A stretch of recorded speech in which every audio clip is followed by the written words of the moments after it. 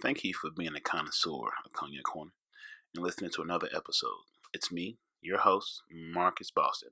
Please, please, please, please share, like, and comment. Let me know what you think. I love feedback on what I can do better, where I can grow, where we can make this thing be what it's all it can be. Follow me on IG at Marcus Boston 314. Show page, Cognac Corner. Leave me a comment. Hop in them DMs. Let me know what's going on.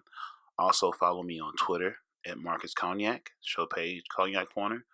On the Facebook at Cognac Corner. Let me know. Follow, share. Email me at cognaccorner@gmail with any relationship questions, any thoughts, anything you just want to discuss, any gems I can give you away, any shots I could pour in your cup. If you want to be a guest, also email me, DMs, comment, whatever. Let me know. Get your friends to become connoisseurs as well. So we just make this a bigger family event. So thank you again for being here and enjoy the show. Sipping Douce, boy, this ain't your daddy yet. He in the Cadillac, me, I'm in the Maybach. Welcome back, ladies and gentlemen, connoisseurs of Cognac Corner. I am your motherfucking host with the motherfucking mostest in this bitch. For those that got a problem with me cussing, I am Marcus Boston again, and today we have special guests for the first time and a repeat offender. We have the beautiful and intelligent and one-of-a-kind Heather Hellmann. Give her a round of applause. Connoisseurs, give her a round of applause, goddammit. Thank you. Happy to be here. Thank you for making time to grace the BBC. That is Big Buddha Communications. I want to get ahead of you before you went to the other way. I know that BBC has a whole different acronym reference. Facts. And the repeat offender, big brother, Mr. Political, but behind the scenes he's Malcolm X, but out in person he is Martin Luther King. It's quite a combination. Sean Wesley. Dr. Wesley, thank you for making time to finally make it down to the BBC to be on Cognac Corner. This is, I don't know what, your third appearance, fourth appearance? Something like that. You're like, what's one of them shows where they have the guest is always on? Was that Carson? Oh yeah, like the guy's just permanent fixture on the couch. He's not on the he's not in the scroll, but he's always a special guest. Like he's always, every time he comes in town, he's on the show. So how everybody been? Heather, go with you. How's things? Great? Oh, fantastic. We've been very productive, moving and grooving, a lot of growth lately. Mm-hmm. So just trying to keep up with sustaining and making sure everybody's happy around me. So got to feed the tribe and the tribe feeds you. Yes, sir. Always the best way to be. Sean, how you been? It's been a while since we've had a in-depth conversation. Yeah, I'm coming for you, Sean. Yeah, it's coming. It's on the way. I'm trying to ease. I've been told how to ease into a lot of things. I like to go, but that's not always the best way to be. So I'm trying to make sure everyone's comfortable before I get into your business. Because I ain't got, well, I'm getting to my business too, because my shit's whole trash, but we can get to that. Mine is not. I know you are winning. You out here winning in ways that I've always wanted you to win. Oh, that's awesome. I almost take y'all wins as my wins, and I realize my bed is still cold when y'all winning. That's hold on now. Maybe I should focus on my wins. Start manifesting that dream, baby. I know. I manifest somebody. No, I'm kidding. I gotta believe it. But go ahead, Sean. I'm sorry. Just blessed and grinding. That's about it. So you gonna make me work for this, Sean? You gonna make me work for this? God damn! It's gonna take a few more gold coins. Right? You want tequila shot, Sean? I got some nice tequila. I'm good. You have good behavior, huh? I have to be. Yeah. Oh, what you call it? What you call the old girl? Not BBQ. What is barbecue? Please, beautiful black queen. Oh, he went back home, guys. I only go home in February, and I almost stayed this year, but then. Me. I'm good. I'm golden. I can't take you seriously right now. I know too much. I mean, I'm known as a white girl trapper myself. I've been peddling snow for years. And Sean was always if this is like New Jack City, Sean was what's Wesley Snipes' character in New Jack City? I know who. Nino Brown. There you go. And I was G Money. G Money. And Nino Brown got out the game. Oh yeah. I was like, who is this? Hold on, brother. It's interesting to see him off the bench, considering I've been a sideline contender for all of these years, watching him. In the box seats from the view from the field was great. They've been canceling school for years on his dime, so that's not true. Bus routes are closed. Too much snow on the streets. Oh, school is canceled. Look at Sean. I didn't know he could blush. Because this ain't Grand Crew. This ain't. Yeah, you 2 against 1. You ass out today. Yeah. You got your nice grown man shirt on. Is that Versace? Versace. BBQ. I usually call them Nubian Queens, but BBQ is way better. Yeah, I like that. Damn. It fits. You right. You damn right. Ain't nothing like going home. I've heard. I ain't stayed there long enough to really say, but it looks good. It's well worth it. Good. Man, I'm happy for you, Sean. Yeah. I still got to work at it, so. Oh, relationships will work. Always work. It's not Always. work. It's a friendship. Always. Yeah, peace. It's a friendship. And you should be friends. And tell me more, Sean. So, this is what I do now. Just in short conversation. If I'm saying too much, I will slide to you something edited out, but I'm not. So, you told me this is a friend from back home in Carlisle. That's the last time we hung out was when we went over your part of from your home, one of your homes. Yes. And you guys. I was like, who's this steakhouse? You know how Sean be taking pictures and posting stuff, but he don't say nothing. Oh, yeah. Sean is the king of posting, not saying shit, but had a whole lot of words. I said, Sean, you ain't saying shit. It's 1,000 letters. He stole my stuff. You know, I post all these inconspicuous places so nobody knows who I'm with. Mhm. So they never know if I'm dating, if it's just me. Maybe I'm just a solo. You know, I could just be that weird girl who's sitting by herself and nobody knows any better. But Maybe don't black your face with that. oh, you don't want to block my face? No, All this right. is the money here. This is. I figured out. I mean, you are the marketing master, so I don't know nothing. I'm just trying to sell it out the trap house. But well, I don't want to steal the thunder from Big Sean. Okay? no, Sean, No. he ain't gonna let that happen. No, never. Not never Versace shirt. He got it in that grown man hat. I want to be the grown man like Sean one day. I want to be a full adult.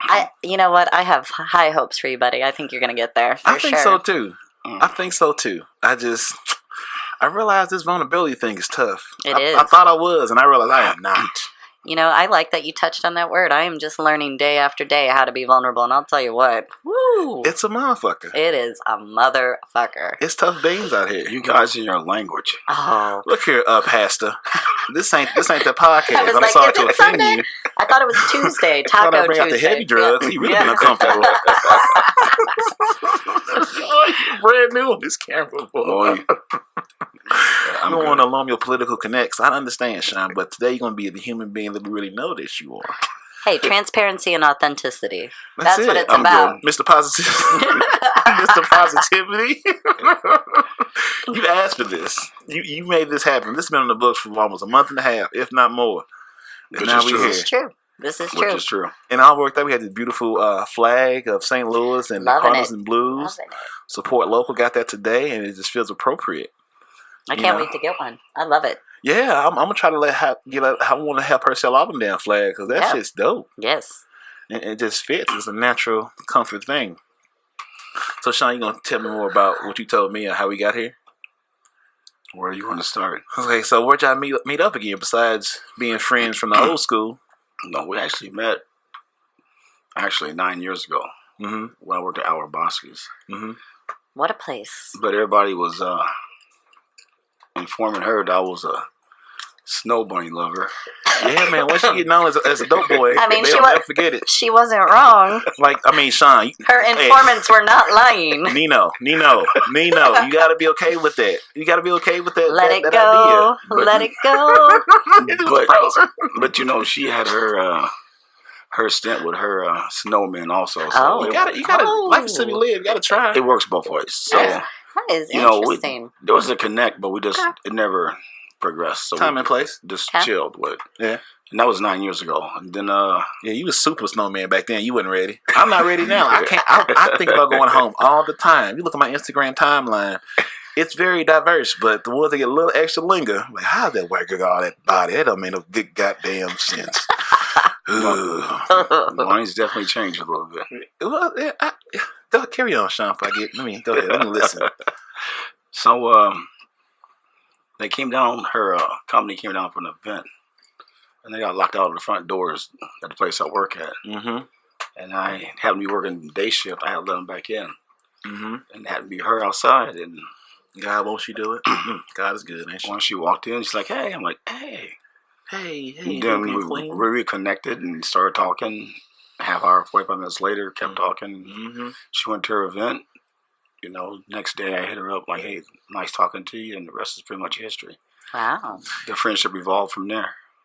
It is something about, you don't have to go through that process of meeting new people and shit. That shit fucking ass. Yes. But in all reality, though, what sealed the deal is her characteristics are just like my mother's. Mm-hmm. Wow. So her mindset and her way of thinking and what she goes about her daily life reminds me directly of my mother. So I'm like, that's a huge tribute right there. and for me, it was going to take somebody on that level to get my attention. Mm-hmm. Mm-hmm. And she definitely got it. Yeah. And then we've been out a couple of times, and hung out. And Motherfucking nice ass steakhouse. Right. Morton's 7-course meal. Bottles of wine. I said, who was getting the drip? I said, God bless, I can't afford it, but one day I'm gonna find me somebody that I could put on my gram. It was worth every dollar of it too. Yeah, because you had time with somebody amazing. Yeah. Well, we got the restaurant like at 6:30. Mm-hmm. So she beat me there because I had to go get some stuff done. So when she got there and I walked in, He's always she was late. sitting at just the bar. for No, I was record. actually on time. What? But I wasn't be early. But she already beat me there, and she was sitting there at the bar, a glass of wine at the table, at the bar actually, in a red dress. I'm like, oh shit. Oh. She knew what she was doing. Silhouette She's like, seal of the a deal for perfect real over flame. here. Yeah. Yes. So that happened. Then we just went and sat we had dinner. And started at 6:30. We looked up. It was 10:30. Restaurant's closed. There you go with that. I like it. Put it on. Is that necessary? Yes. It tells the story for us, Sean. Keep Yeah, going. So Let Teddy smooth us through this. Go ahead. So we were like, wow, it's 10:30. One person left is the bartender and our server.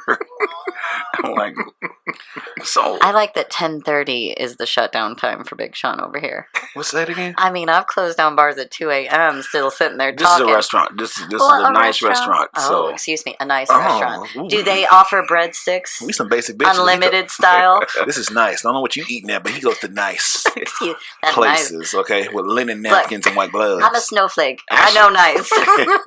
they actually pulled a table out and sat us down. Oh. They pulled the whole Whoa. table out. It's a bad bitch birthday. Ooh, Yeah. I can't wait to get grown, boy.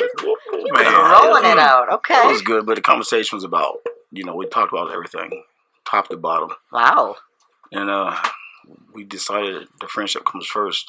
Mm-hmm. Because you don't want to ruin a friendship just trying to score. And I'm not trying to score anyway. Not at this stage of my life. So, there you go with that music again. But it's all good. It's working. She's doing her thing. I'm doing mine. She does pop-up visits at my place at work. Of course she gonna pop up. I think she not gonna pop up. If she don't pop up, she don't really care. Yeah. Hey, wait for my pop up one day somewhere. I'm not used Somewhere. to, In the not used- bushes. In the bush. Hey, girl. In your like closet. Look like a Yeah. whole snack over there, girl. I'm not used to it, but it works. I mean, what was your last like real pursuit of a relationship? Been 5 years ago. okay. Wow. Oh, I remember that. Yeah. I remember that one. Yeah. So I was doing with all females, regardless of what race they I were. remember that. That was Yeah, I was done. we've all I been ain't seen there. I ain't seen him pay. I ain't seen him put. That's the last time I seen him post anybody at that level in public. Yes. I was like, I told my friends, that ain't gonna work. Yeah. Whenever I see somebody post super heavy on social medias about who they with, that shit either it's not that good or ain't gonna last. 'Cause Right? You gotta have privacy. Mm-hmm. This is actually pretty private, believe it or not. Oh, we know because I didn't know. I had to turn to Inspector Gadget. I said, wait, he keep posting the same. Wait, hold on. Smells like Hey, Wakanda. I was clued in to the facts, but I didn't get any of the details. I just knew the top lines, and I went, all right. He ain't gonna tell me no more. Mhm. I see how this is going. All right, so You can't let no snow bunny come involved. You think he gonna let her know what? No, No. one's getting no.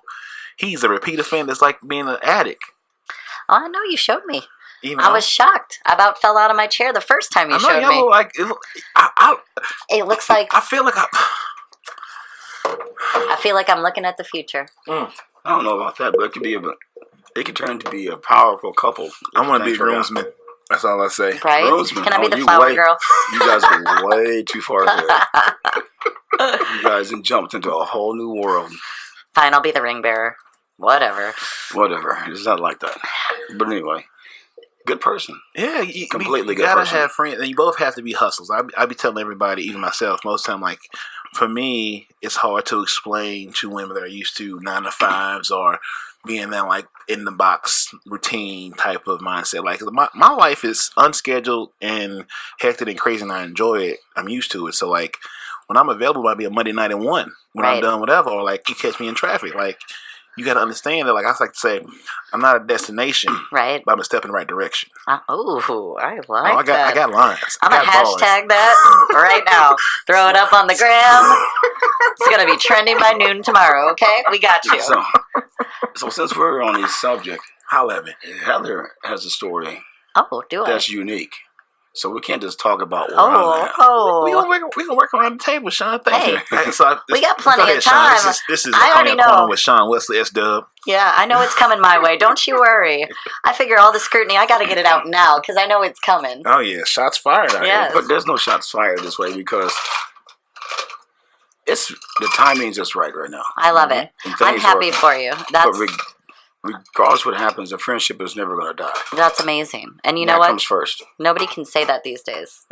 It's one and done and we out, and then it's ghost, and it's like you never knew anybody. Everybody's perfect strangers, even though they're not anymore. At the end of the day, it's there. People know themselves, though. That's the problem. You don't know yourself. You can't understand or know how to figure out somebody else. You don't know who the fuck you are. I've learned who I am, what I will, and what I will when I deal with, but also things are negotiable. 100%. So I'm never going to be like, oh, this is who I am right now. Well, I might go through some shit that might evolve that idea or the experience. So who I am now, cool, but who I might be in 2 weeks might be someone different, but I'll still be the same person. Who you're going to be in 2 hours That's can it. change. That's it. Everything that happened until this moment has built you to who you are. So it evolves.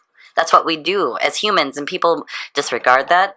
They throw that to the wayside and forget. Like, we are ever changing, whether it's the change that others want us to be or not.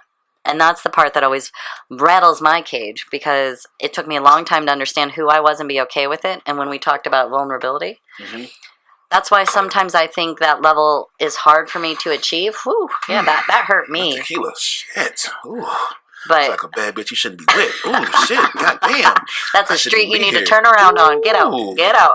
Let me close my app because this is trouble. I'm getting out them DMs. I'm getting you a bar of soap. Oh my goodness. Here. No, I'm not. I got some chocolate. I got some chocolate. Go ahead. Let me cut you off. Go ahead. No, it's all right. I just look at it as we talk about vulnerability, and I think the trouble that falls into place with modern day dating, the secret is on the Instagrams, the posts, the things like that. But we also are afraid to really, in person, show some of those layers of us because we've worked so hard to have them. Yeah. And so it becomes a lot more of a challenge to connect. Yeah. Because intimacy is totally different now. It takes time. Yes. It takes time. You might have scrolled all the way to the bottom of my gram. Yeah. You might have gone all the way to the last profile picture on my Facebook. You know what I show you. Yeah, it takes time. Exactly. I'm elusive. I am elusive. You never know if I'm even in this state, this city, this country half the time. Catch me in traffic. Right. That's all I say. Catch me in traffic. Right. I love it. That's it. I'm on the move. So Heather, let's let me start at the beginning. Sure. So, what kind of home were you raised in? I was raised in a very Catholic, my parents are still married, home. They were very young. I would doubt the line of saying even we were middle class. I would say my parents worked very hard for us to have a lot of things. I never went without, but I know that it was a challenge. So, I do know that relationships are interesting because I was born very young to my parents when they were very young, and so I watched them grow up. And so it's been an interesting evolution for me. I've been exposed to a lot of ideologies. I was raised in the Catholic schooling, all the things, and believe you me, I broke away from that, even though it's St. Louis. I know that's hard. Girl, don't you get me going down there. I know, trust me. But I have since traveled the world and made my own sound opinions, and believe you me, we know I got opinions. But I have experienced so many other cultures in life and ways to live life outside of just our normal bounds here, which don't get me wrong, I love everything about where I was born and raised. This place takes work to be great. Yes, it does. And you see the people that leave St. Louis and go to other places, eat up that whatever city they go to. Because if you can make it here in any way of level of success, you will tear up and fucking see this a lot more in tune to being great. Yeah, Everyone's completely. like worried. Like I had a conversation last night at Colorado Bob's 3457 at Morgan. Yeah, I fucked that whole commercial up.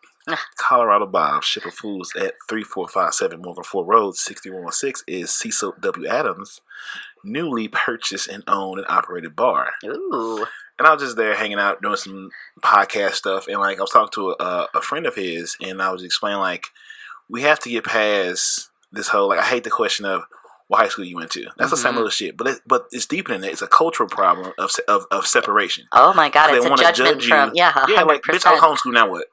You know what I'm saying? Like that doesn't mean anything. Right. You're 30 plus. Why are you still asking a question from 20 years ago? Ask me where I went to college. Ask me what my life goals are. Ask me what I do for business. Now, and I love that question because I did not grow up technically in St. Louis. Mm-hmm. I was in the country. Yeah. So, yes, I was at private school, but 9 out of 10 people don't really know anybody from there, which is brilliant because that makes my whole world a little bit grander. Yeah. But the exposure is, so now you can't judge me, so now what? Oh, now you have to think about a real question to ask me to get to know me. Right. Oh, I'm sorry. And half the time, I think that's where people think that I get this, like, arrogance or...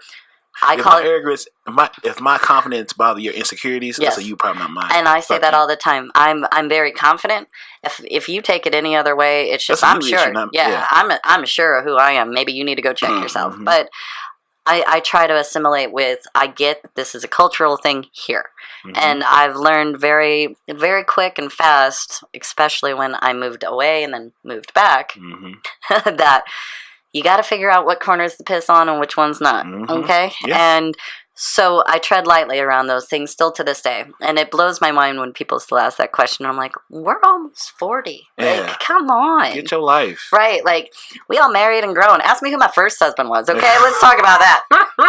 Ask me where he went to high school. I'll tell you a story. I still hate the, like, what do you do question. Like, what do I do doesn't always, like, I say I'm a podcast producer. Right. Like, you know what I'm saying? That's what I do, but it's not, what you do is not who you are most of the time. 100%. It's usually whatever your check is, you go there, you clock in, clock out. Like, so, like, I hate that question because once again, you're trying to put me in a box to make you feel comfortable. True. My question is like, what is like? Who are you? Like, what makes you happy? What really fires your fucking oven? Sure, That's love what I care that. about. I don't give a fuck about what you do. It's a check. Money is easy to get. Money is not the hard part. Human experience and time is what you have to put value in. Cause you take another shit with you. And people don't realize that. No. People forget that time is really the most valuable form of currency we have. Like, that is it. That's all I have. Time and joy and how I'm going to spend it. I work for living my life, not work for a living. All right, so and like, that's my thing. I eat to live. I don't live to eat. Yes, that's it. Oh, throwing this coaster. So Heather, coming up in that, and like for me, I think for me, my perspective is, I did not have a 2-parent home. My mom was a single mother, but at no point did she ever make me feel like she needed a man to qualify her existence. I love that. So like, I never saw her peace disturbed. It would be me, her, and my sister, and we were just gonna get it. You know what I'm saying? As men came and went, I didn't know they were friends or really not. You know what I'm saying? She just make sure you're not going to interrupt this household because we're going to do it with or without you. And like her husband is 30. I'm 34. He's 37. She's 50. I'm 54. I'm 55. Okay. They've been married for 10 years. Because it fits. Right. You know what I'm saying? She never limited herself. She wasn't out here looking for something. It came and it worked out and he evolved and he's been leveled up and she's doing well and they're a good team. So like I've never seen them argue a day in my life. That's amazing. So when I see people be like, oh, argument's part of a relationship, whose? Right. I've never seen it. I don't believe it. You're not gonna disturb my peace. Right. If you can't compliment, if you can't, I don't want you to be, I want to be wanted, not needed. You know what I'm saying? I want you to have your own goals, ambitions, drive, focus without me. I want us to come together like a quilt, but I don't want you to lose yourself in me.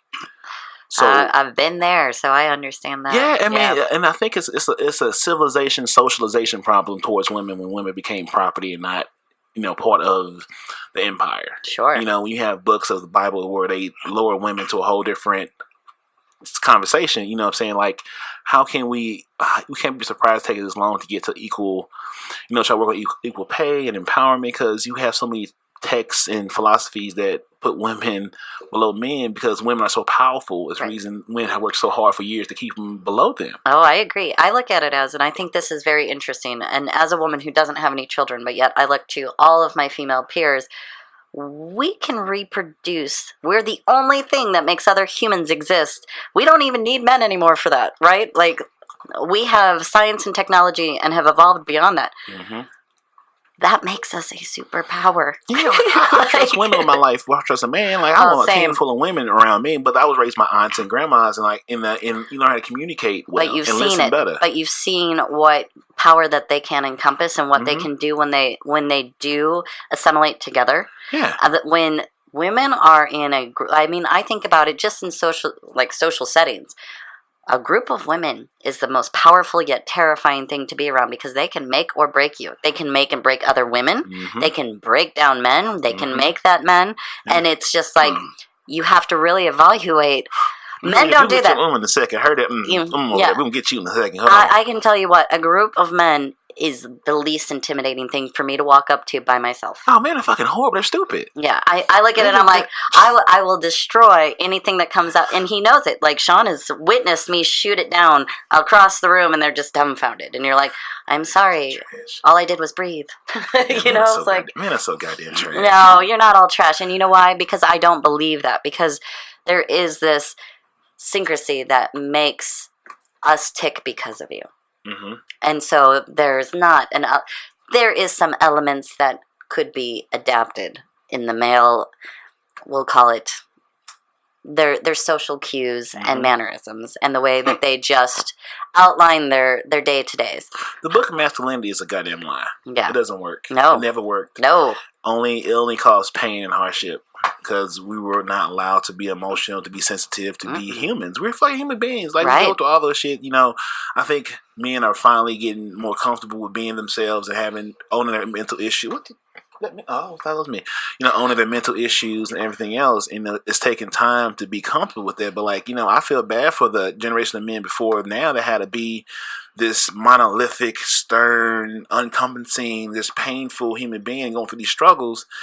And all the women and children that were broken because of it. You know what I'm saying? Like, now, guys are more open to be whatever they want to be. Sure. And they still fighting that masculinity label on what is a real man. Like, what is a real man? Huh?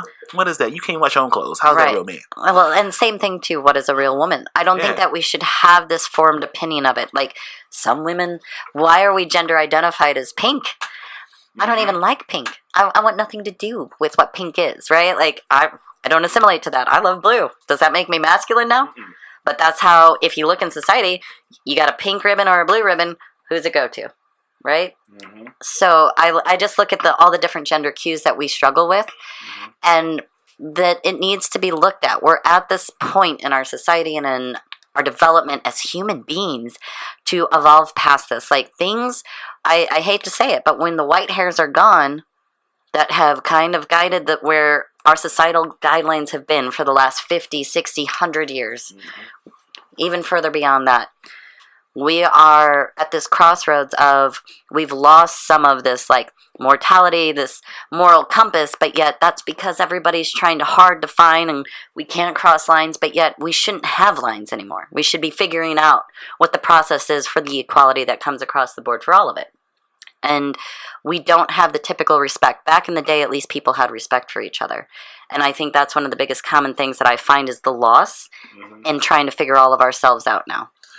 And, I think about that a lot, too. Like, we don't always get the time to... What's up, Brim?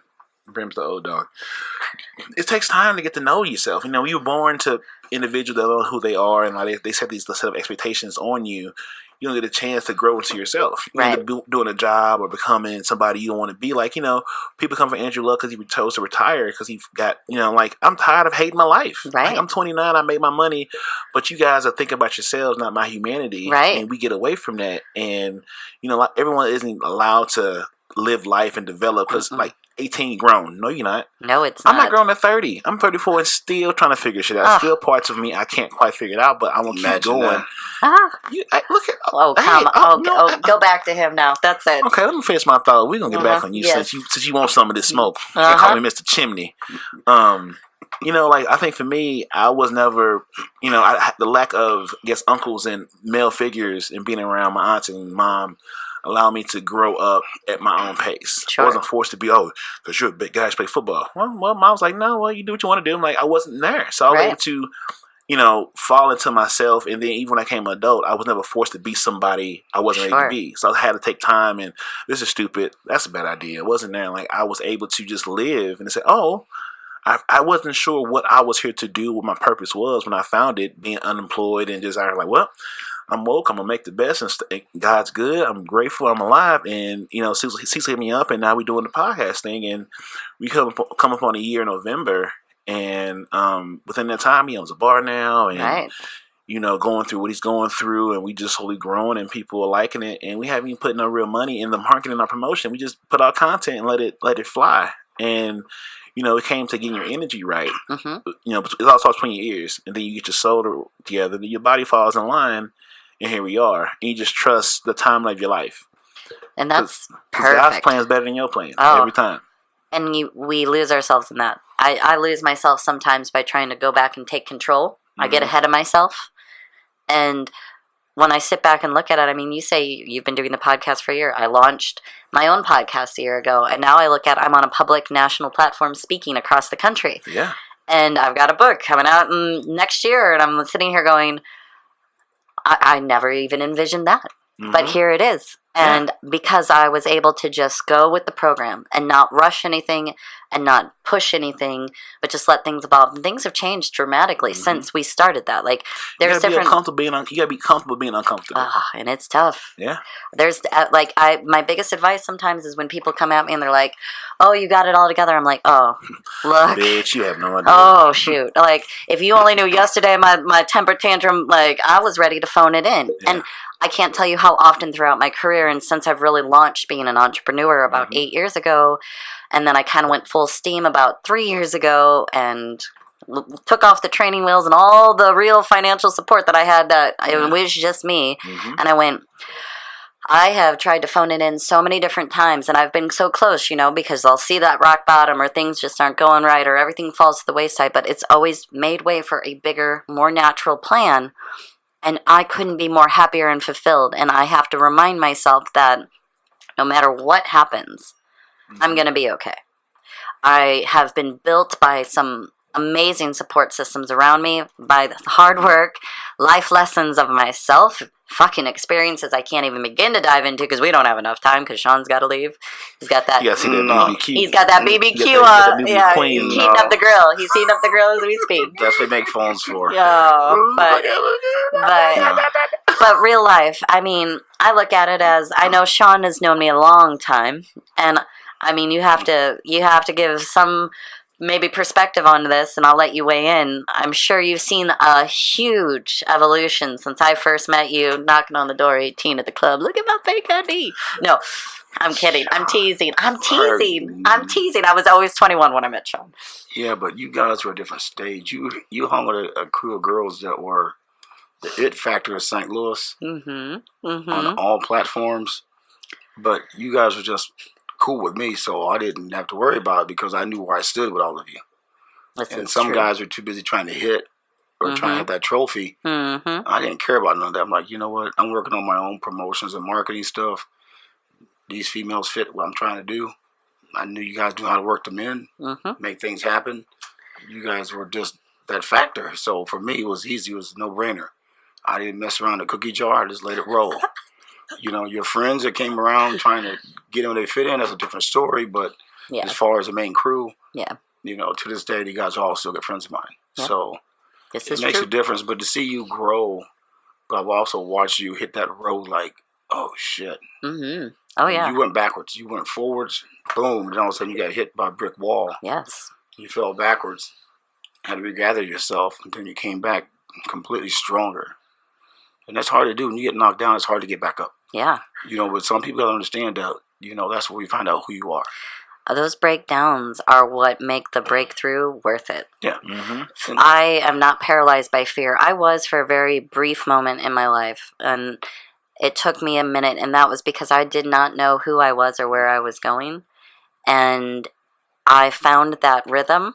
And it's picked up speed and momentum. And I don't know how my heart isn't beating out of my chest some days, but I have definitely found that the joy always outweighs the fear, no matter what it is in life, and that if the opportunity is presenting itself, I'm not going to be afraid to explore it. And a lot of people are, because that warrants change. And this comes back to relationships. This comes down to business. This comes back to how we deal with our family and our friends. You cannot be afraid of what you could lose. That's true. And because nothing in life is guaranteed except for what you've got living and breathing right now. And that is what I had to keep reminding myself, is that the things that were meant to be here will always be here. And I can tell you, my solid crew has never left my side.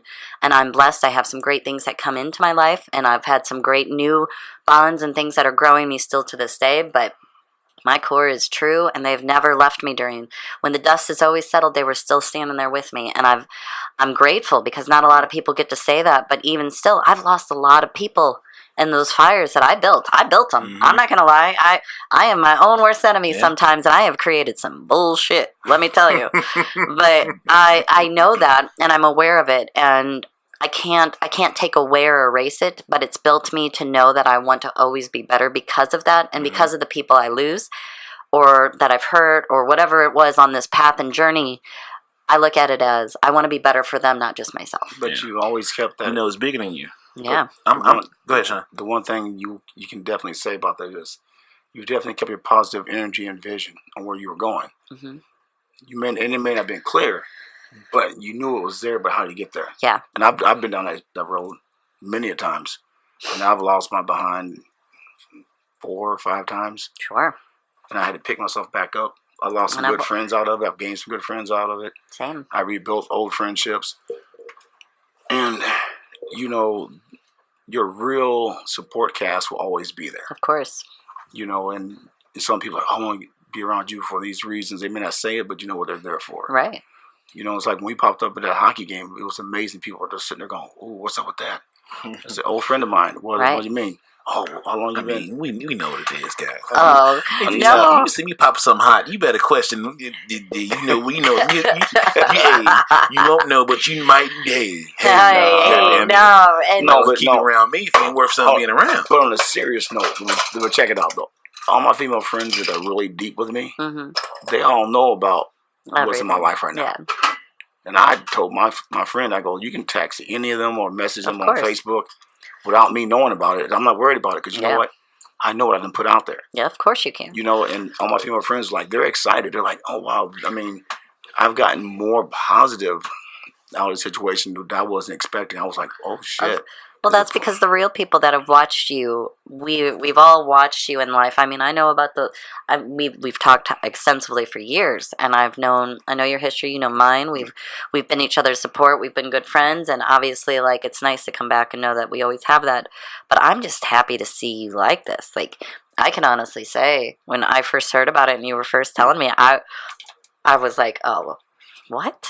And at the same token, I was so happy because I could just see the joy in you. And that's a change, because normally it's like you're not certain. And I like that for the moment of where you're at right now, you can say it with just clarity of where you're at. Conviction. He's got conviction to him, and I like it. I like seeing you like this. He looks peaceful. Yes. I wasn't expecting it. So the best things happen unexpectedly. Totally caught off guard. I was completely like, what the hell? That's not true, because sometimes walls pop out of nowhere and I knock myself out or stub my toes. So not always the best unexpected, but nothing's a done deal. But the direction it's going is like, is this really happening? Enjoy it. And every day I'm like, this is impossible. And you should never. I never consider anything a done deal, because that's not life. Life is not going to let you have anything that's a done deal. No, and if I've learned anything about God's plan, He's just up there going, none of this is I like certain. to say she's up there going. You like the she? God's a woman. Let's see. I don't that whole male guy thing. I don't buy it. I don't do it. There's gonna be bumps in the roads. You know that. Mine is just some universal being, and I don't know what they're doing, but I'm like, look, I love your energy. Keep bringing it my way. And when things go wrong, I look at what I'm doing and say, what am I trying to force? Because I'm working against what's built for me. Yeah. And that's when I know. Yeah. So my only advice to you in all of this is don't worry about it being a certainty. Just worry about being the certain thing for you in the moment of where what is building on who you are and your happiness. That's my 2 cents. But I know you. You'll do that, Mr. Positive 314. it's just weird because you need some refreshed ice. Just look a little. I put it straight up. I tell you straight up. I was definitely like negative about all that. We know you were. I was totally like, okay, whatever. Women are demons. I was like, not demons, but we aren't nice. I'm talking about when it comes to them getting to know who you are. Like hanging out and being social, that's one thing. That's easy. Yeah, that's the fun part of it. Go kick it. Okay, you go in your way, go my way. Great time. Thanks for that. Boom, I'm cool with that. But when you start getting to try to know who I am and what I am and what I've been through, I'm like, you know what? Roadblock. That's too much. But this situation, now you're talking vulnerability. But now this time is different. Behind the wall. Yeah, it's like, okay, hey, I'm not letting you in. But it feels good when you get that text in the morning like, hey, have a good day and, good luck with what you got going on. And good morning, King. Oh, my baby said good morning, King. Good morning, Queen. How you doing? No. So what are you, BBK then? What is that? No, nothing like that. I'm just trying to get my acronyms right, ladies and gentlemen. So when I hashtag it later and tag Big Sean over here, I want to know. I got to clear it up for our audience. What's your nickname? What does she call you? Nothing. Oh, I'm a messenger now. I don't believe you, Sean. I don't believe it either. I know. I don't know a lot, but I know a little. I know that's a damn lie. She got something she calls you that's very unique to you. No, she doesn't go anything. Okay, well, we're going to have to get you something. Does she know? Does she know that she's barbecue? Oh, she knows. BBQ? Oh, I say barbecue. It's on her. It's on her page, and I put it on there. One day I'm going to get me somebody put in public. I don't know when it's going to happen. No, it's not that serious, but it's working. I like it. It's peace, man. Like, it takes work. Peace. It's when you get a chance to figure yourself out and things come to a close and let people in. I think for me, this is the problem I'm having right now. So my problem is you're trying to hit it too quick. First off, can I speak for myself? You want to tell my story? I mean, can I be vulnerable to you and my audience? No, Marcus, lay it on us. We got this you. This is why it's hard to have friends because people like Sean don't let me. That's the old me. I'm trying to have a breakthrough that I've broken through a couple of days ago. Okay, let's hear it. This is my hold up. Let's hear this. I deserve an omelet. Okay, that's a good woman. A queen, what flavor she is. We still have a work in progress. Okay, but I'm too concerned with breaking the eggs to get there. Interesting. So I could be upfront, I could be honest, but I'm still at some way breaking the egg, being the woman that I have to break to get to an omelet. You're scared. I'm concerned and being compassionate to how many women I got to go through and have these back and forth. So that's your mistake. But it's not go through. I'm saying like the dating process is a process. It'll come to you. That's what I was just going to say. I think that's the biggest holdup that I see and hear in all of this. Because trust me, as I talk about it, I blog about it, I have laughed about it, and it is not a common secret. My mothers, my aunties, my grandma, everyone was so worried. You didn't have a boyfriend. When are you ever going to get married? You're so pretty, blah, blah, blah. Mm-hmm. I'm like, don't worry, women. I'm not hurting for dates. My DMs is healthy. Yes. Every day they popping. Even when I'm seeing people, they're popping. Y'all need to learn some respect. I mean, I know I keep it mysterious, but come on now. This isn't Tinder. I didn't swipe right on you, okay? Like, leave me alone. This isn't a dating app. I'm not on any of them. So I look at it this way. The thing is that you so busy focused on trying to think you got to go out there and find it. That's why you can't crack any of the eggs, because those aren't the eggs that are meant for you. Because trust me, they're already boiled. The ones that are waiting for you, you won't even have that hesitation. You'll be ready to be in the kitchen to cook. Mm-hmm. And I assure you that it just comes to you, just like the unexpected thing that we sat here and talked about. Your fear is the thing that's holding you up is being distracted by thinking that to expect it. To expect that whatever you're going after and sinking is going to... I'm here. Come to me now. Yeah. I'm available. Oh, here I am. Come to me now. I'm just going to go sit at the bar. What did you say Cecil's new spot is? Colorado Bob Ship of Fools at 3457 Morgan Ford Road and 6316 on the south side. So Marcus is going to be sitting on a bar stool waiting for Miss Wright to come crack his eggs.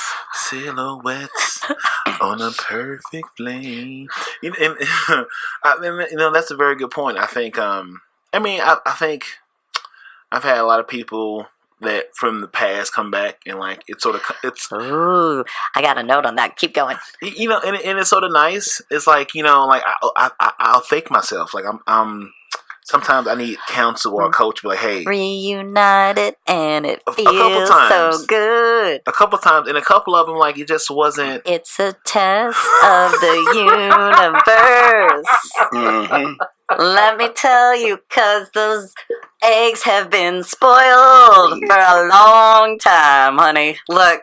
Are you speechless? If I have exes. Let me enjoy having our conversation. Yeah. Hater. You over there? Look here, Dr. Wesley.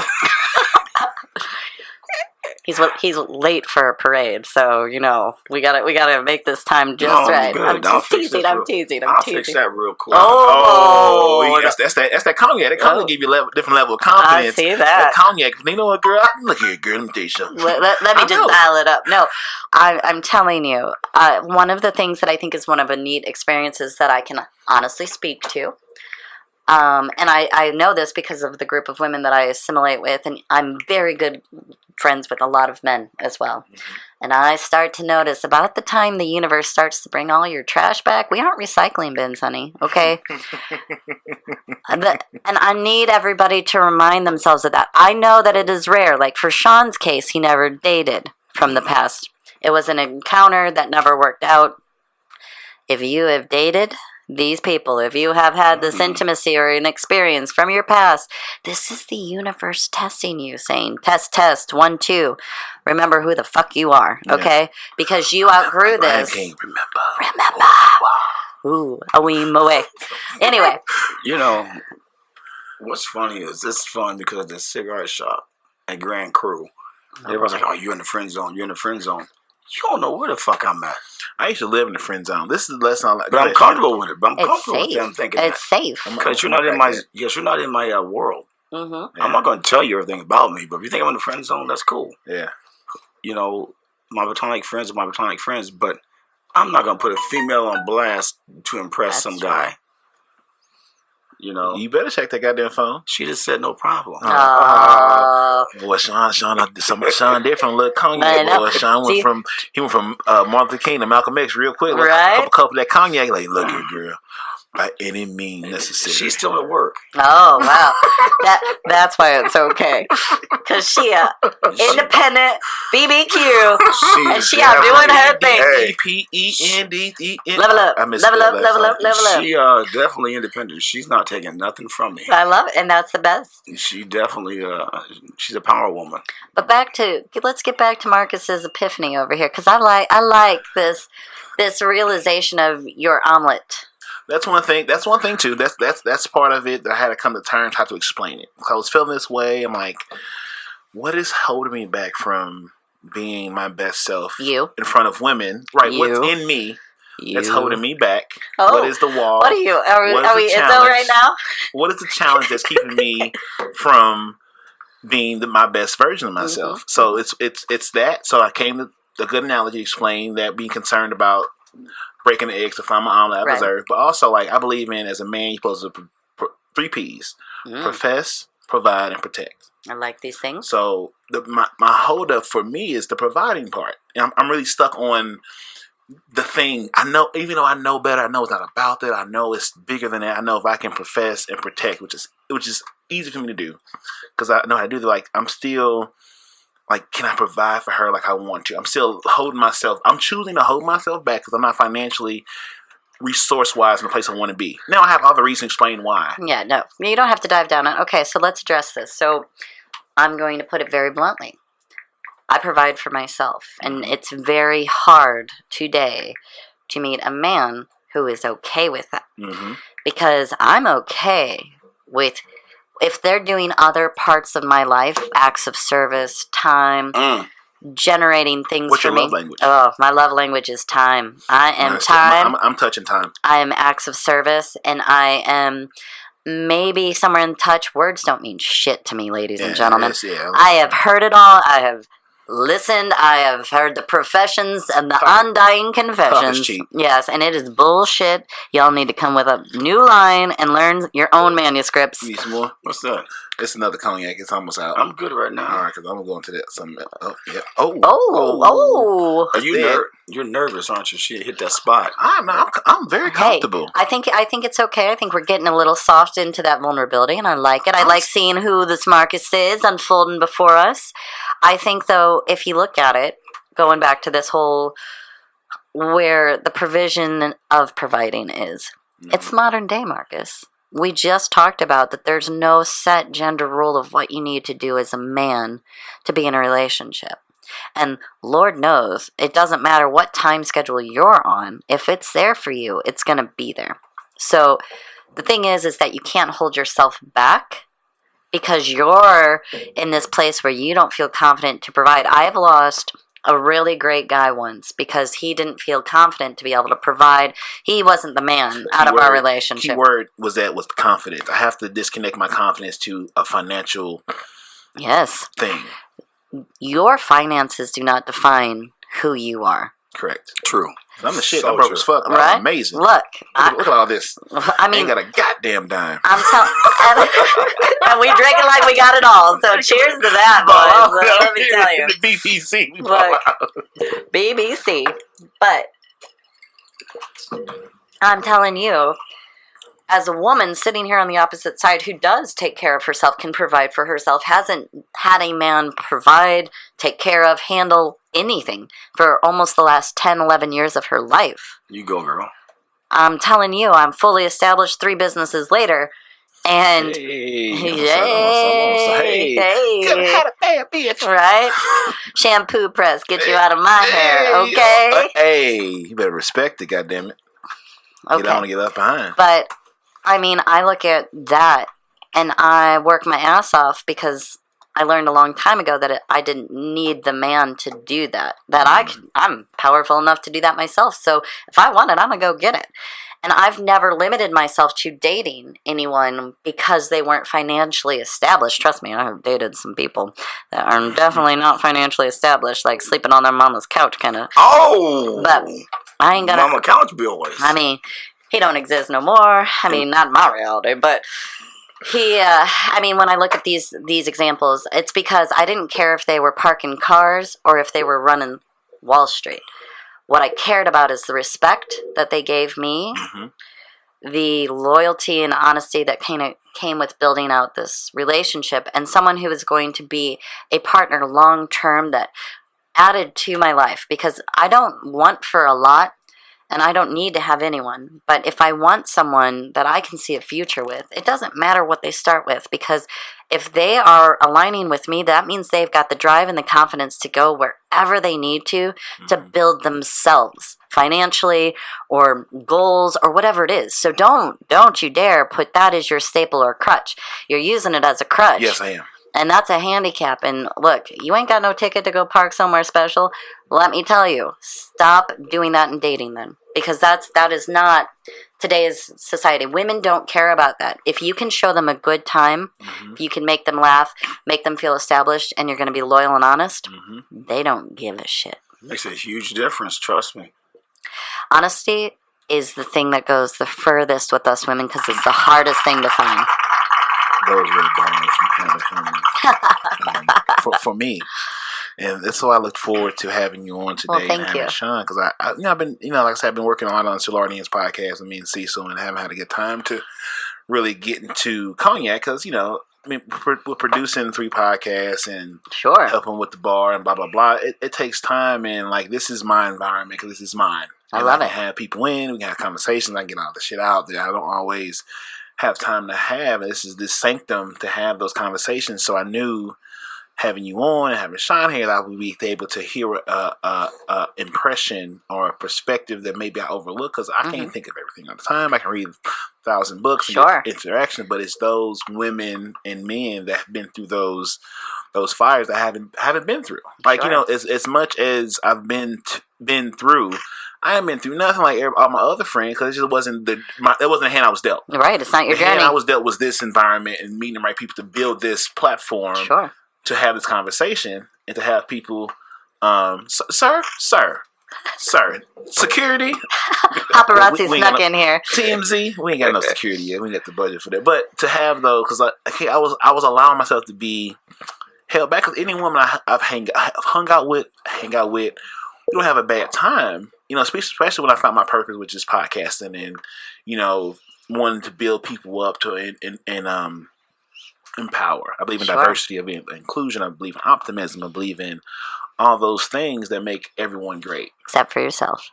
Except for myself. I take care of everybody else. I take care of everybody else but myself. Been there. And see, this is aunties and mamas around there. Let me be comfortable even having a conversation. Most men can't even have a conversation or articulate that vulnerability of knowing that there is a wall in front of me that I choose not to knock down. It's easy to knock down. It's right there. I can identify it. But what's keeping me looking at this wall like, man, other side. It's happy over there. Woo, it looks good. But man, I gotta knock this wall. It's in my mind. You're paralyzed in fear, and joy is right here. And that wall that you're talking about is probably about as tall as that cell phone on the ground. That's it. It ain't nothing but a step over. That's it. It's easy. And I know from my own personal demons and experiences of finding that answer, that cure inside of that. I had all these inhibitions about who I was that kept me from... So I wasn't being fair because I was still damaged. And damaged people hurt innocent people. Hurt people. And I've done that. People call me a man-eater, a heartbreaker, what you name it. Like, oh man, whoa, here she comes. But I've experienced it because I was never fully healed to the process to accept my own bullshit and say, you know what? Whoever is meant for me is going to love all of what it is. No matter how it's packaged, if I deliver it and I'm honest about it, if I'm transparent and authentic to who I've built, who I am today, and I own my shit. It might not be who I am anymore, but I own it. I own my past. I don't live in it. I own my present, and I can't guarantee my future. That's why the windshield's bigger than the review. Yeah. You gotta go forward.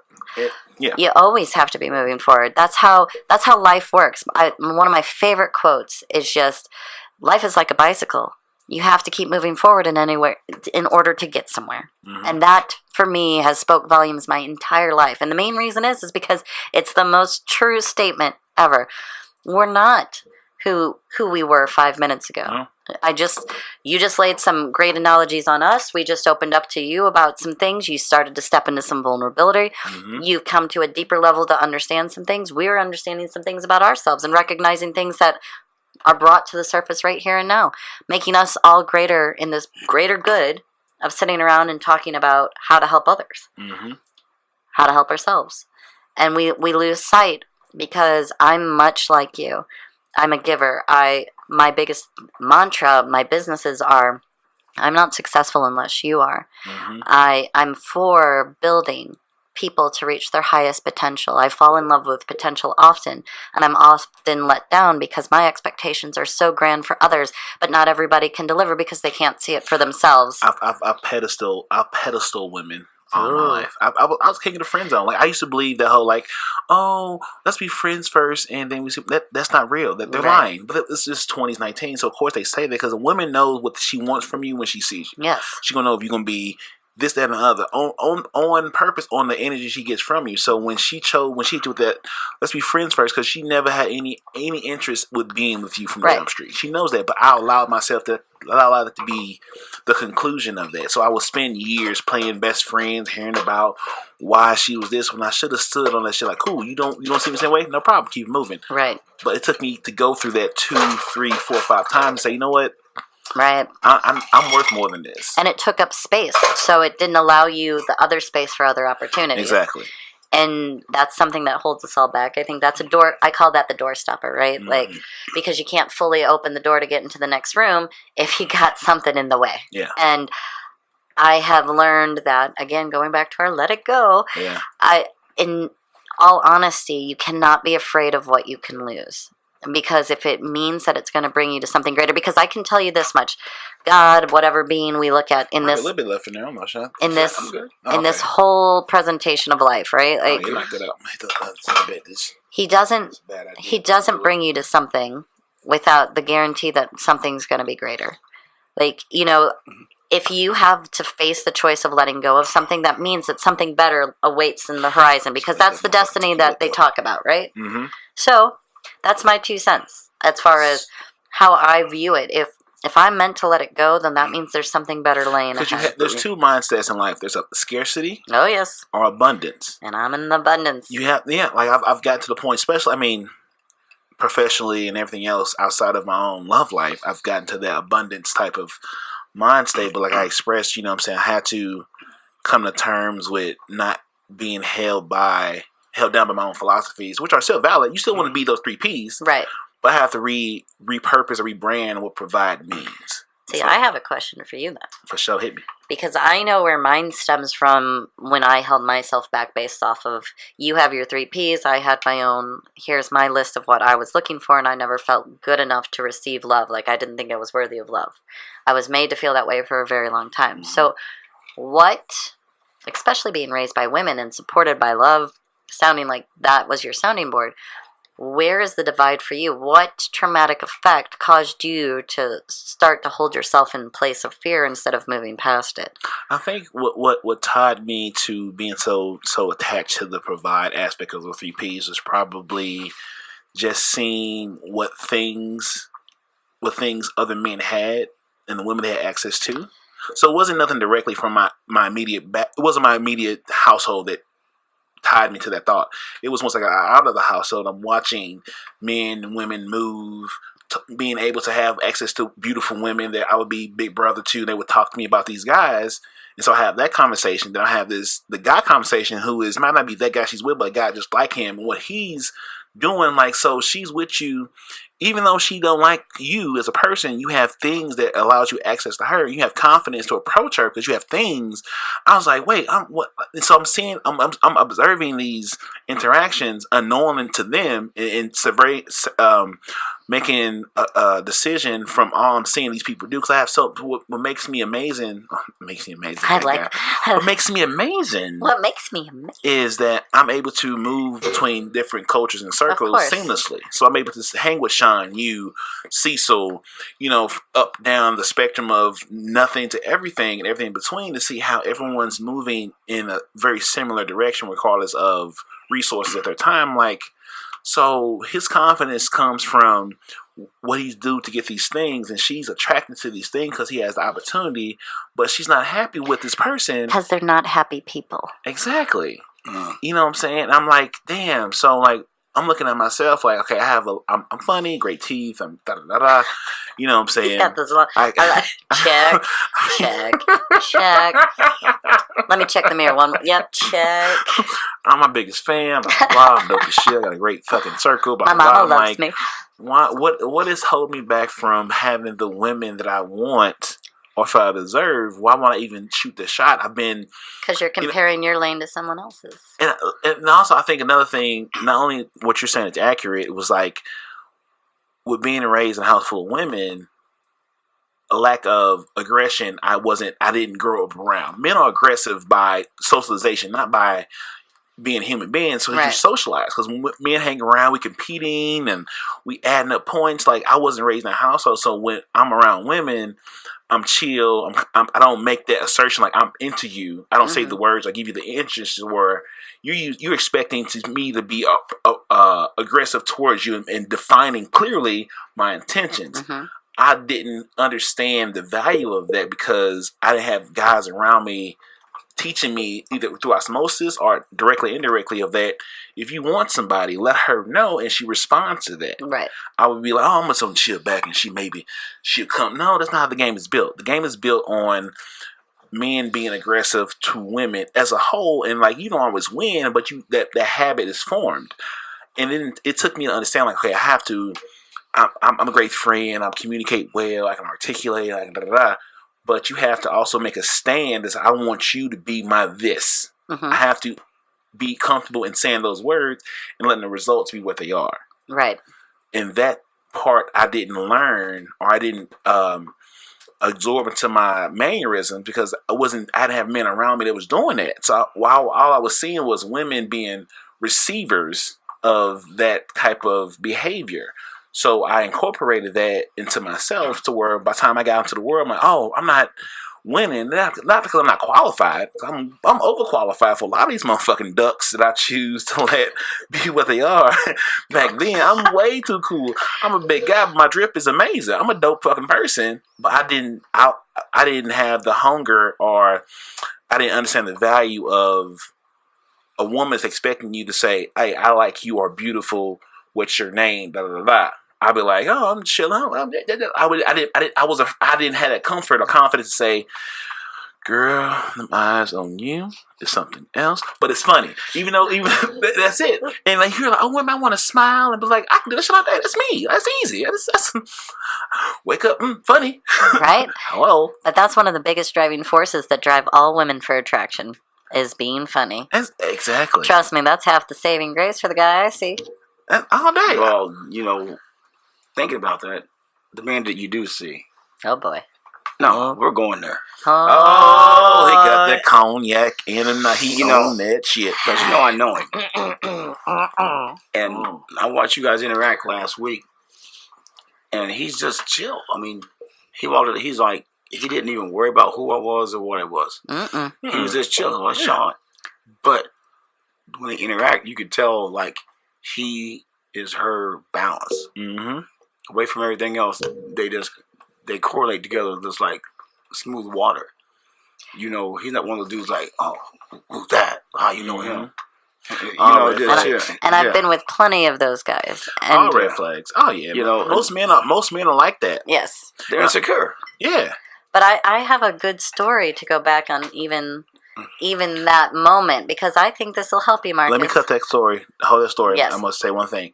As you said, like your mom and your BBQ that you have now, like for me, the most women I feel most comfortable with is women that are, I mean, I'm clearly outrageous. Well, and I will go. That's amazing. And my mom, like the kind of woman that she is, she will call you in your shit. So women that I usually are most fond with, women that make me shut the fuck up, because I know she would check that right. ass. She will check. As much as I hate it, I love it because that's what I like. And this is perfect, because I'm going to tell you right I like now. beasts. Look, I'm going to just dive down this path of he knows him. I, under no circumstance, thought that I was going to date him. When he came up to me, very hammered about it a year ago, and said, "Oh my God, your eyes are gorgeous." And he was being funny. And he was serious but funny. And I think it's funny you use that line. And my girlfriends were like, "Get out of here." And I was like, "Oh, that's very sweet of you, whatever. Never thought a word of it." Months pass. We run into each other. All it was, "Hey, da-da-da-da-da, you're so-and-so." "Oh, yeah." I called him the wrong name. I don't even remember. Like, I just remember him having this good energy about him. He was very nice and polite. And when he walked away, after just having a little small talk, my friends were like, "What the fuck was that?" I'm like, "What do you mean?" They're like, "You? What is with you?" And I was like, "Nothing." And I can assure you on a lot of levels. So he was raised by a single parent. His brother is gay. He has feminine qualities about him that I like. I won't call him feminine, but we'll call it metro or whatever. Human quality. He's being a human. He's a human being. He has confidence in his balance. He's hilarious. And I didn't even think, by the time I finally got asked out on this first date, I kind of played it cold for a minute, because I was like, there's no way. Like, he's so different from what I go for in every aspect of my life, that I went, there's no way this is going to be great. I didn't even try. This man, since that first date, we've been inseparable. Mm-hmm. And he's my best friend. Mm-hmm. He makes me laugh. We literally fall down and roll around on the ground laughing. I think about just some of our funny things, and he is the least cocky. He lets me be. One of my favorite things that I always tell people is when we're out together, he will go do his thing. He lets me go do mine, because he knows there's not one iota in me that isn't going to go back to him, and vice versa. You can't worry about that shit. I can't worry about what you're going to do. That's a wonderful feeling. You're going to do what you want to do regardless. It is the most... I'm not used to that. I'm relaxed when I go out. My girlfriends, when we had this big lake party and we called it adult weekend, etc., and my best friend said, "I don't think I've seen you this relaxed in years. And the main reason is because you were always poised waiting for somebody to be jealous or somebody to start a fight or somebody to be insecure or come at you or you have to babysit. And instead, you both just had fun. And she's like, yeah, he's a lot. He's extreme. He is the tens, right? Like he can be all out and too much. He's a close talker. He enjoys life, but he wants everybody to feel that, right? Mm-hmm. And I think about it. I'm always just like, motherfucker sound like me. I thought this is motherfucker. This sounds like me, right? But that's my whole perspective. That's you would love him. He's a good man, and he is good people, and good he. My favorite thing is he knows that I'm, as he calls it, I'm a smoke show and I'm a boss bitch. And he tells me all the time, you do your thing and I'm proud of you and I support you and I ain't getting in your way. And he's like, we're both type A. We're both very stubborn, but he concedes more than I have to. What's your horoscope? I'm a Gemini. I'm a Capricorn. Ooh, you got that ram. No, I'm a sea goat. It's not sexy. It's a sea goat. So you're like a seahorse? I'm fighting Jesus, man. I'm December 23rd. Oh, my goodness. So don't even get into me about my birthday. You don't want to know mine. It's all right. I'm June 20th, and I was born the day before the summer solstice, I'm like all the shit. You fucked up, too. That's cool. Yeah. I'm fucked up, too. Like, I get it. I'm a little Sagittarius, a little Capricorn, but, like, I can't enjoy my birthday because I can't be like Jesus on 25th. So, like, people be out of town and shit. Like, it's tough. Like, but I am... tough. 2/3. I'm probably 75% Capricorn, 25% Sagittarius. So I don't know what the hell I am. I'm just But Geminis, you guys are nuts because y'all have both. You have the nice. Oh yeah. Oh, I'm even keel. Bipolar in a good way. Yes, I really can be like this boss bitch on the side, and then I am this gypsy when I want to be. But you cross either one of them, and it's like I'll take a life in a heartbeat. Yeah, but I'm here to love and help, but I will take your life and I lose no sleep. But my whole factor of going back to this is that for all the ways that I didn't think that this would ever come to fruition, because he is a total polar opposite. Yeah. From what I would have ever picked for myself on the surface. Mm-hmm. He is the greatest thing that has come into my life from an abundance standpoint, and he's teaching me every day how to compromise and communicate and be more vulnerable and talk about things that I have never let people on the other side of. Mm-hmm. And I'm telling you, Sean, I don't need you to watch my cup. Yeah, I'm drinking vodka now. I started with cognac.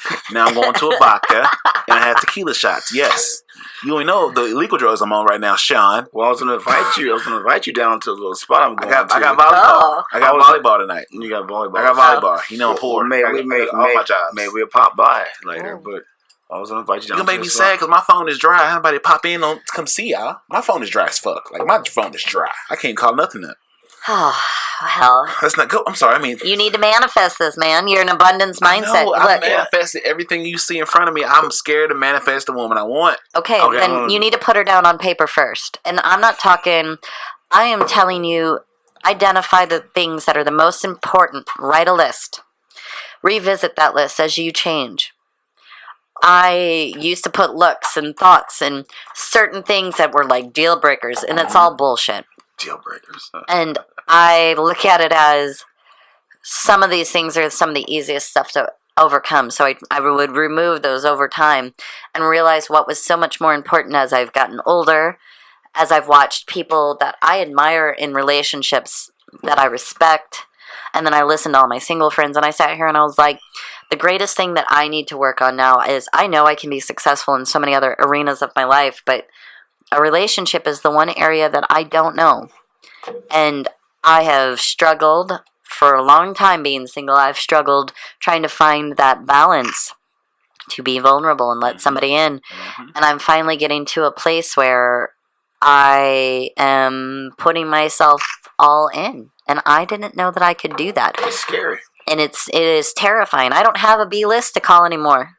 I don't keep things rolling in my DMs on the side. You gotta burn the ships. And I did. Victory or die. It's the most freeing, happy place I've been because we have had. Don't get me wrong. We disagree. Oh, do we? And we don't. The biggest difference to me is I loved how you said fighting.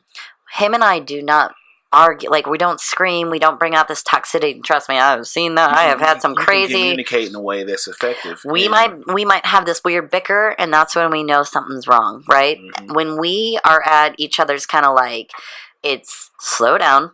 What the fuck? Like, take a step back. What happened in your day? What's going on? Where is this coming from? He did the most healthy thing one night. He said something that I kind of set myself up for, and I wasn't expecting. And he came across the table because I shut down. I was ready. I was like, take me home. I'm done. He comes over and he's like, why are you shutting down? Why are you doing this? Do you know where this comes from? Because if so, let's talk about it. And I was like, I was a little too red still to like be able to breathe it into light. But once I had a chance to step down and take a breath, I was able to totally tell him. And I've never felt safe being able to do that. It's not easy. No, it's not. And I mean, I appreciate so much that you say watching us like that, because it's how we feel about each other. And I think that it's the most freeing thing I've had, to know that I could be with someone and still be me and not be put in a box. I've known you for years, and I saw that, and I was like, and I was busy at work, you know that, but right? I made my passes through. I'm like, damn, she's never been like that. And it's hard to be like that. With my situation, listening to YouTube has probably been the best thing for this cast for me, because I see a lot that you guys are talking about. A lot of things that I've actually experienced or going through or thought about or whatever. But to find yourself takes a lot. Mm-hmm. And when you bring someone else into the picture, you got to still be yourself. Let the other person become your equal. Mm-hmm. And let them bring out the rest in you naturally. Right. Don't look for them to bring it out of you. Just let it happen. And the same on the other side. And without trying to control them into your world too. I would never, I tell him all the time, the one thing I don't want to do is change you. I might not like things that you do, and I'll voice it. I won't ever try to tell you what you can and can't do. I just want you to do what you do out of respect for me and us. And as long as it stays to that side of things, we will never worry about where our future lies. But if you want to do things that are based out of that, it will ruin us. And I've seen that, because that's where I go in this. And I think it's nice to hear Sean say that, because I think your whole point of your podcast in general and what you guys are doing with all of this really shows that we all, at all stages of our life, go through these places of fear, of being vulnerable. And it's more realistic today than ever, and we hold ourselves back. And I think that's the biggest challenge that we're all fighting. And it's nice to know that we're a community of people who don't know how to do it, and that's okay. Like, it's okay to not know, and to learn from others and just make it our own experience as well. And I appreciate that you highlighted on that, because I feel the same. I'm sitting here listening and reliving some moments going, man, been there, done that, also understand it, and also hearing some new things like, wow, that's a huge epiphany for you, or it's nice to see you in this place of where you can just slow down and recognize each step you're taking too. And it's hard, because each one isn't wrong or right. And it's just a matter of how you work it into your life and where it drives you from there. Yeah. And I think the biggest thing, like I say, people come in your life for a season, reason, lifetime. You gotta understand who's here for what, and be okay. Like, I live an open door policy. Like, I don't want no one to be here that's not happy. I'm a work in progress. You know what I'm saying? Like, I've let a lot of great women go because I wasn't ready to have them, because I didn't know what to. I didn't know. Right. I know what I know, but I know I don't know everything. So I keep trying to evolve to be a better person and figure shit out. And like, that vulnerability thing, I thought I had it figured out, and I don't. And it comes down to like, I have to come over those small walls that I put in place to keep me in where I'm at. But like, this is what the joy of having the platforms, like, meet people to sort of articulate the things I can't comprehend, this lack of experience and opportunity and and going forward, because like it does mean something. Sometimes like, I was wondering, like, am I limiting myself because I have this thing of women that I find amazingly attractive, but would I shoot that shot because do I feel I deserve her when I know I do? And what's holding that back? So I can articulate the question, but I can't also answer it because I have to throw it out there and get responses back and understand and know how to filter those and comprehend it to encompass it to evolve me. And you can't let it shut you down. Yeah, it hasn't stopped me. It hasn't stopped me. But I have to know how to address it. So this allows me to bring people on like yourself and Big Sean to help me address those things that maybe I don't always have the opportunity to have a conversation because I enjoy going to therapy and have those conversations. I don't have none of the tragedy that a lot of people go through. Right. And that's a blessing. Sure. You know what I'm saying? Like I'm able to be at 34 Black in America and say I haven't been through a lot of things that most Black men go through. Right. And live the life and have the friends that I have and be in the position to be that I'm in and still have a positive, optimistic outlook. Like I want to do, like one of the shirts we have is called, I want to sell dope. I mean, diversity, optimism, progress, and empowerment. I love it. That's what I believe in. That's the mission statement of what we're doing. And we want to bring people up on that same level and do dope stuff. It's just like, but I can only go so far by myself. Mm-hmm. I have to come to the oh shit, I'm fuck up the money. I'm turning. I have to come to the realization like I need to be vulnerable and open to the woman to help me get to the next level. Mm-hmm. Like I've come as far as I can go by myself. Right. And I have to get over this hurdle to not be so consumed and focus on the eggs or the being able to provide financially to I have all the things of confidence that I could ask for, from being funny and charismatic and I wear a lot of t-shirts and shorts, but like if I get spiffy, I clean up very well. I mean, are you talking like Big Sean spiffy over here? Because this is the big boy shirt. This is adulting to the nines. I'm not to the Samuel Jackson hats quite yet. I'm rocking this young guy shit, these dreads. But if this shit goes left, I'm a baldy away from having a whole this bald head. I'm okay with that. My head is round. My mama gave me that soft front. I'm around it. Patience and time, just let it come to you. Yeah, and we in a great situation doing dope shit, and like that's why I love having Cognac Corner and especially having women on, because you can give me the conversation and perspective that I need to hear, and I can sort of hold on to, and we can have the conversations off mic, off air, and keep having the relationship. Because once you have friends, you have no problems, right? And you have to be, like I say, you got to know who's here for a season, a reason, a lifetime, and always be open to keep going. You know what I'm saying? Like everyone doesn't always vibe with you going forward, but you got to be okay with letting people go and just moving past it. It's a tough lesson, but the weight of carrying the things that don't belong to us anymore after they've expired in their reason or season with us is more deadly to keeping us positioned in fear, because it sabotages our growth and our destiny. And I look to you and think, what if you are the omelet and they're just the cheese and the toppings? Oh, she added some toppings to it. I didn't even have no toppings. Well, you said you had everything ready on the counter. I was thinking you were chopping up maybe some peppers, throwing in some onion. I don't know. I can't cook, so I can. So you use it as an analogy of making an omelet. Right. That might be your first problem. Maybe you don't even need eggs. Maybe you don't even need to go to the grocery store. I'm going to say I can't cook. I'm going to learn how to cook. Okay. And cause my mom's an amazing cook, and she allowed me in the kitchen, so I'll wash some dishes. I'm gonna hold you accountable to this. Next time we come out here, I need an omelet. Well, I'm not gonna. He gonna make you one. I'm not. I don't cook. This is phase one of this. I don't cook. I eat, ladies. This is phase one. You hear me? One of the things to a man's heart is their stomach. My mama and grandmama taught me well. I'm Italian, and I throw it down in the kitchen. All right. That's one of the reasons why I think he stays with me. He took a picture and sent it to his mama and said, "Look at what she made for me." This is the thing. My mom, cooking is important, but that's not the thing that's gonna win. She's not gonna win me through cooking, because I'm easy to please with food. You gotta have all the things that go with it, and just knowing that they did that for you makes it that much more important. I just want her to grow with me. Yeah. If you have to grow in the same direction. Okay. You know what I'm saying? I think the hardest part for me, once I get past, I'm going to get past these hurdles that I've created. I like it. I'm going to get past this whole providing thing. We get past this whole thing. I'm going to get past it, and I'm going to be a viable partner, someone amazing, and we deserve each other.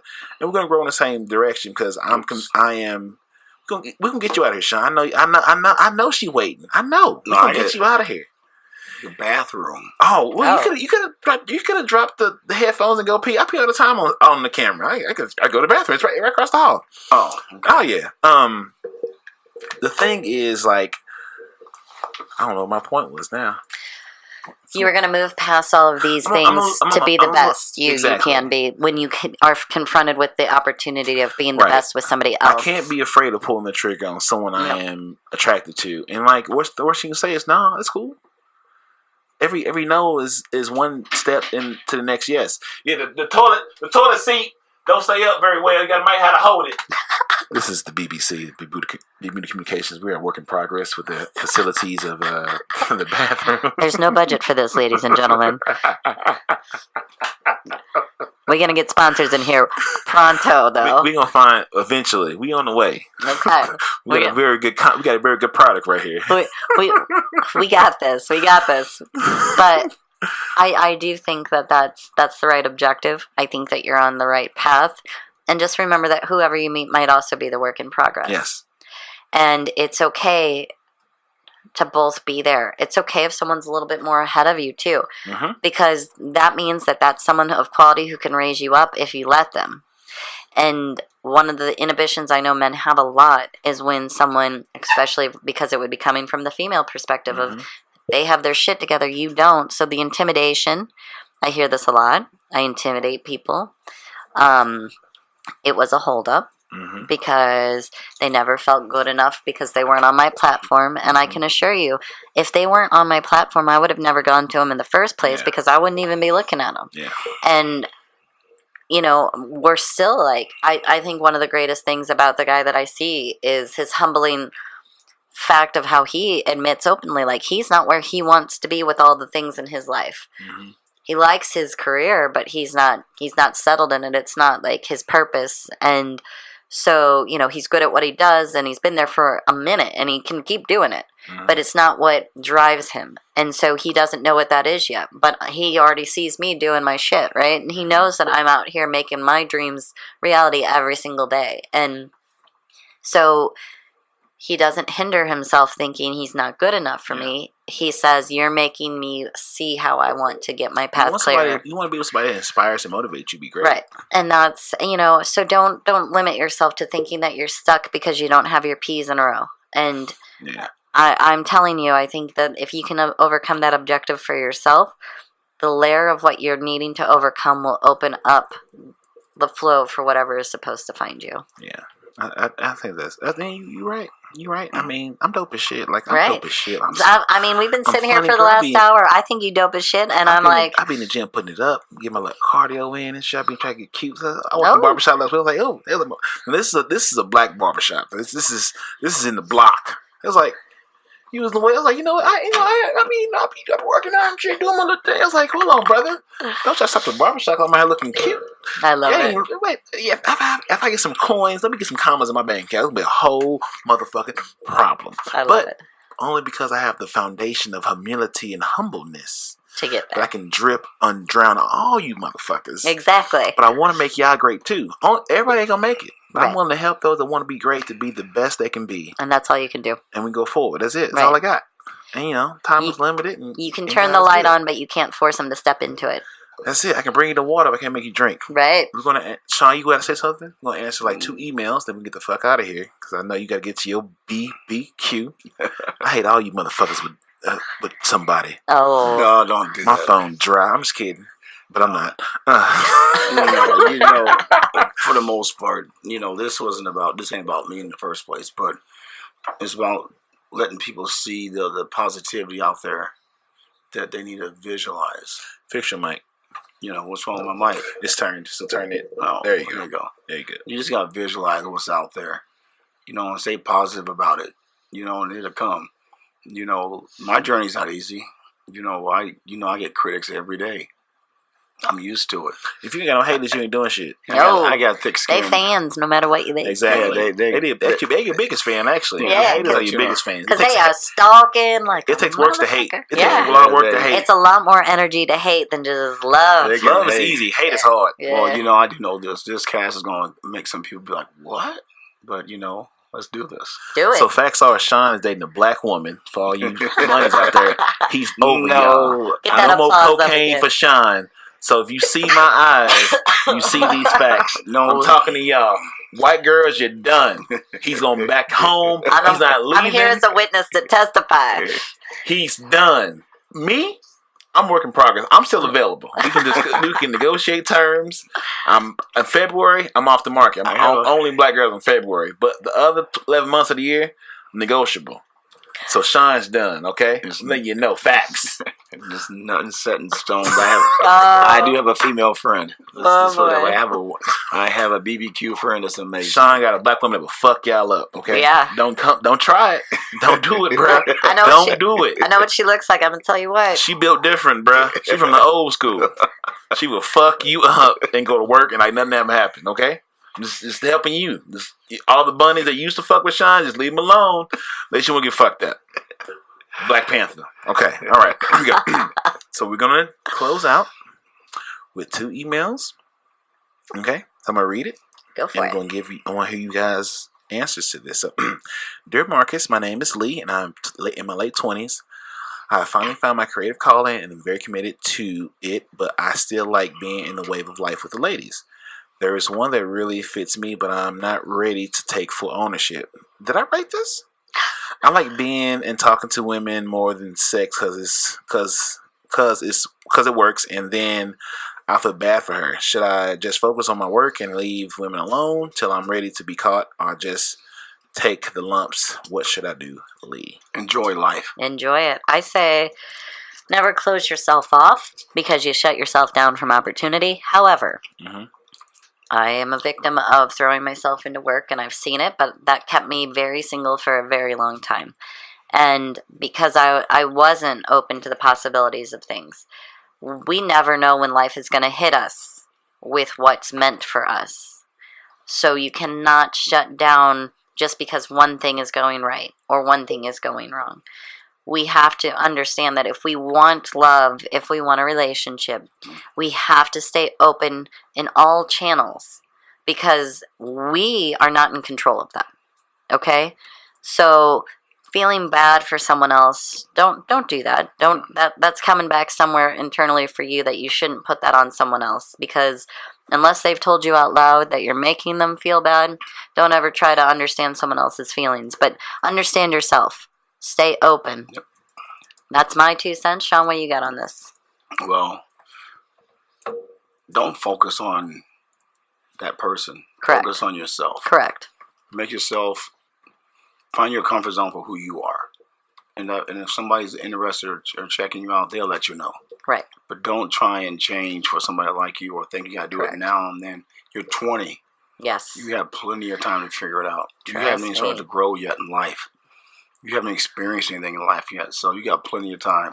Sit back, enjoy life, learn, and go from there. Mm-hmm. Yeah, man. I feel like I wrote this, and you gotta be your best self. As a person going through the exact situation that you're talking about, Lee, just work on yourself. Be the best person you can be, and let the rest take care of itself.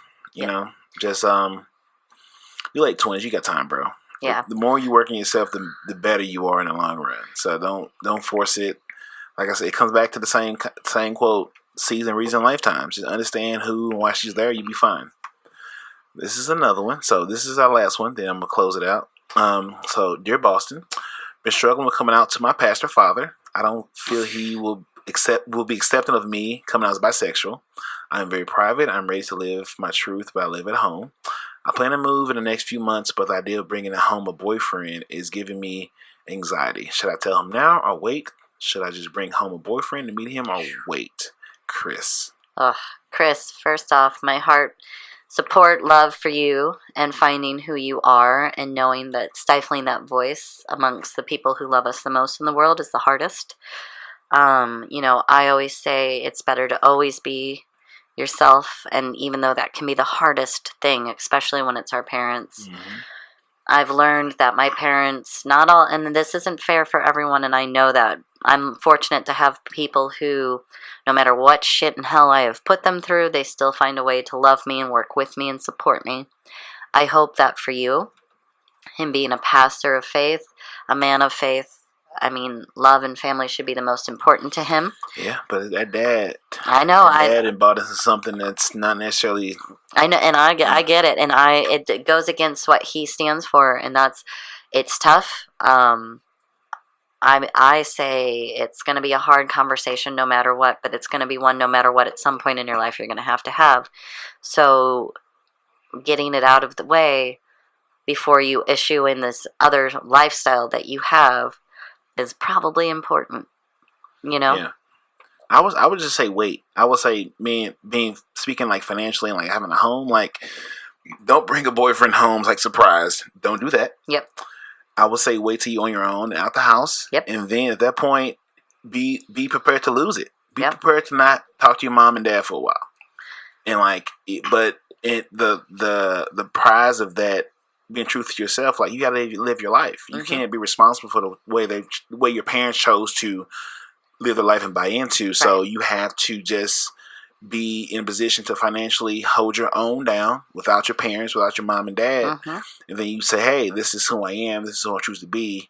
Then let the cards fall what it may. They might come around down the road, but like I would say wait till you're at the house and then let the bullets fly. And the thing is that we always forget our parents are human too. We make mistakes as their children and learn and grow. Parents, they don't have a manuscript on how to do it themselves either. There's no set guidelines on how to parent, especially with all the different things life throws at us. So you have to understand that you're going to have to forgive them too, no matter what. If they don't take it the way that it should, like if they don't take it receiving and recept it well, you have to understand you're going to have to find forgiveness within you too to let it go because they're human.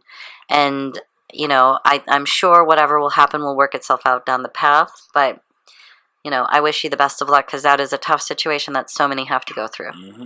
Sean, got anything? That's a slippery slope. Yeah.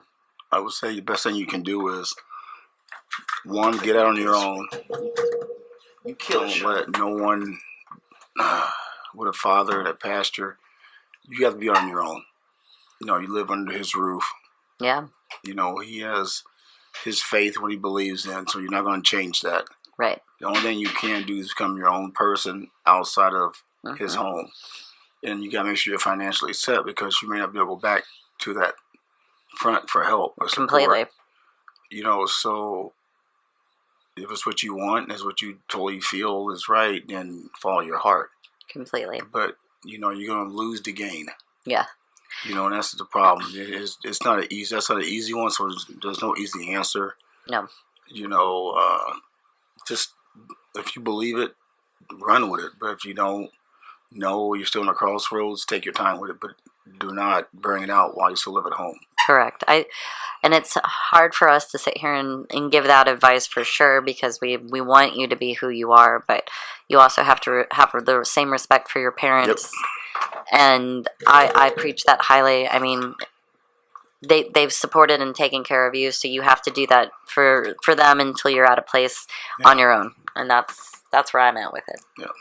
Well, I would say all that too, and I want to thank Sean coming on back to Cognac Corner. Now that he has a BBQ beautiful black queen he has to go to that he's holding back. I see you holding back, Sean. You should go ahead and jump in, brother. Do it for me. If you don't do it for yourself, do it for me. Because I'm watching everything, and I need you. Like, you know, Cecil's happy. I want you to be happy. You guys being happy lets me know that I deserve to be happy too. Agreed. I have to work on jumping that hurdle. It's a growing friendship. It's a growing friendship that I'm very happy with. Good. I'm happy for you. And Heather Hellmann, I want to thank you also for coming down to the BBC. Thank you. Bringing your words of wisdom, as you are amazing, as you are beautiful, and you are beautiful as you are amazing. So I have a question. How's it feel being the center of Oreo cookie on your podcast this evening? This was an Oreo. Well, you know, I have to admit, I think I enjoy being the filling. Have you dated black guys before? No. How did I miss? The old me would have gotten to that the first question, but the more educated and articulate me definitely missed it. I was like, I meant to ask that, but that would be on part 2 of There this. you go. That'll be the next time. Trust me, my dating history is a plethora of interest, but I can if it ain't black, it ain't interesting. Oh, I don't know. There's been some diversity in there, but well, like what kind? Well, if it wasn't black, what was you dating? I dated an Indian. Who does that? Go ahead. Well, I mean, I lived in California, and there's a lot of Buddhist and there's a lot of Indian culture, religion. And I do too. And I've explored. I've been to Bali and been over there and lived there, and I've experienced that culture and that lifestyle, and I'm drawn to it. There's a part of, and honestly, he was intellectual and he was sexy and he was tall and he was suave and he was like a big bear, and I was like, yes. And he knows who he is if he's listening to this at all, so that's hilarious. But he is one of my still very darling good friends. We still have a great relationship with each other as far as friends go, and I mean, trust me, one of my best friends is black, and people have asked us for the last 25 years if we've dated or hooked up or whatever. So how have you not dated a black guy if all your friends are black? I don't know. I mean, not all your friends. We have one of my best. I mean, and one of my best guy friends. Let me tell you, got shot at by a black guy. I'm not gonna take that shot. I'm gonna tell you what. I don't like the way they come at me. I don't like it. I agree with you. I don't like it. I agree. That's fair. We're going to leave you on that one. We're going to leave you on that teaser because we get into that when I get next round 2 of this beautiful conversation on the next Cognac Corner. And maybe soon. It will be soon, real soon. And I want to thank Sean again. I want to thank Heather. Thank you. Thank you so much for inviting me down. I had a blast. Thank you for coming. We're going to get Sean to his queen that's waiting on his ass. And as usual, this is usually a quote that I say on Solar Audience, but I'm going to bring it to Cognac. If God's within you, everywhere you go, leave a little bit of heaven behind. Love it. So once again, if God's within you, however you define God, the universe, leave a little bit of heaven wherever you go. Be good, be great, love each other, love yourself, and see you next time. Hey, how you doing? Hey,